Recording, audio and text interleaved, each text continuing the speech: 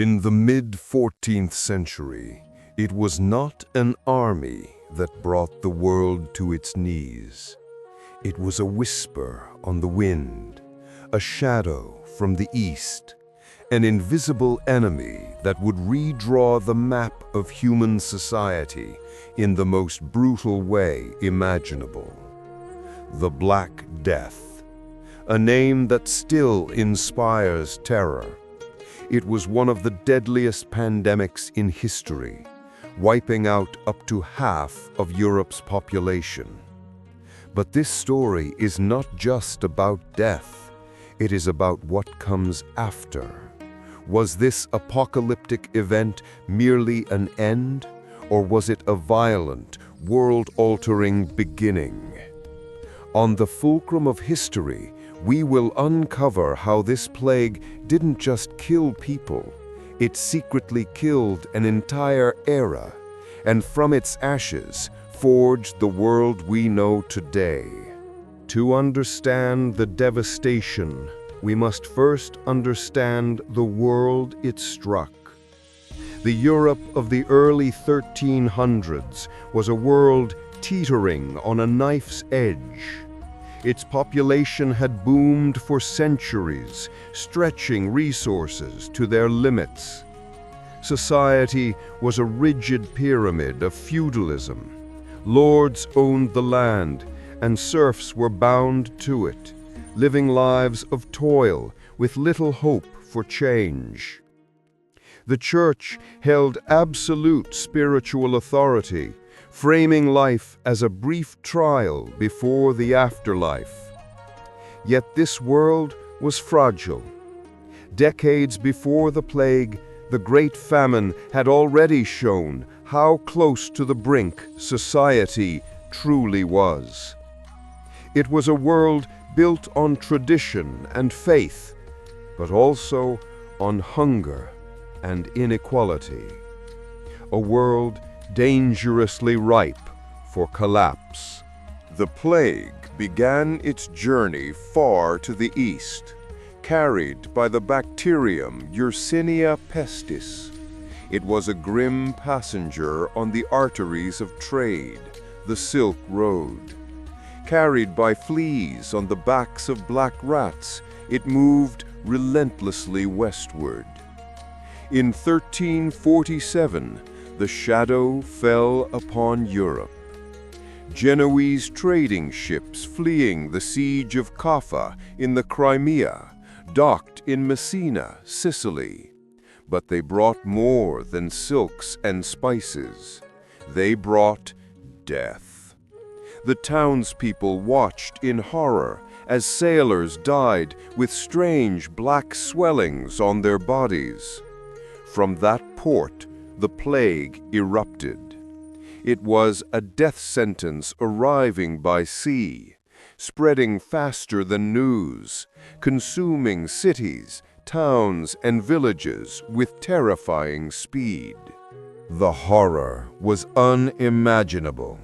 Fever, chills, and the terrifying telltale buboes, swollen lymph nodes in the groin, armpits, and neck that turned black as the tissue died. For most, death was swift and agonizing. Society itself began to rot. Priests, terrified of infection, refused to give last rites. Families abandoned their sick. Homes were sealed, their inhabitants left to die inside. The living could scarcely bury the dead, leading to mass graves dug in panicked haste. In the face of this inexplicable horror, some turned to piety, like the flagellants who whipped themselves in public penance. Others turned to hedonism, living as if there were no tomorrow. And many turned to blame, leading to horrific pogroms against Jewish communities, falsely accused of poisoning the wells. It was the end of the world as they knew it.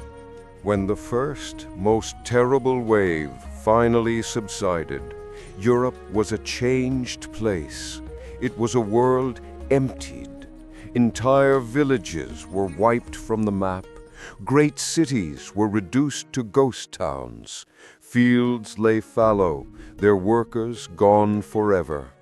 But in this devastation, something unexpected happened. For the first time in centuries, labor was scarce.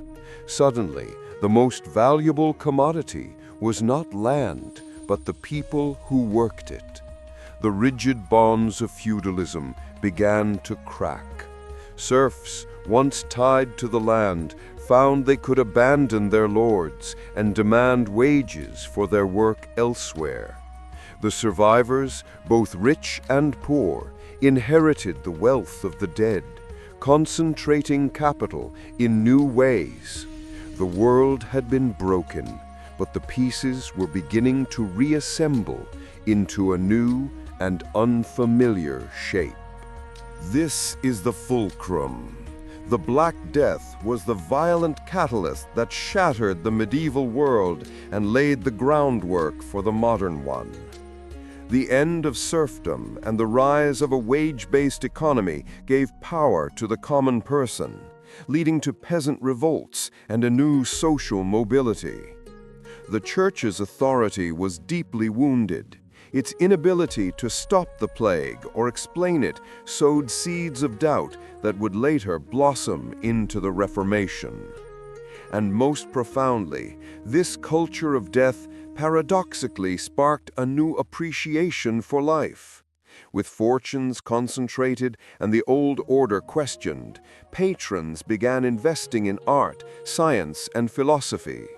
A new humanism emerged, focusing on the potential of the individual, not just the promise of the afterlife. The Black Death didn't cause the Renaissance, but it created the fertile, broken ground from which it could explosively grow. The Black Death was a tragedy of almost incomprehensible scale.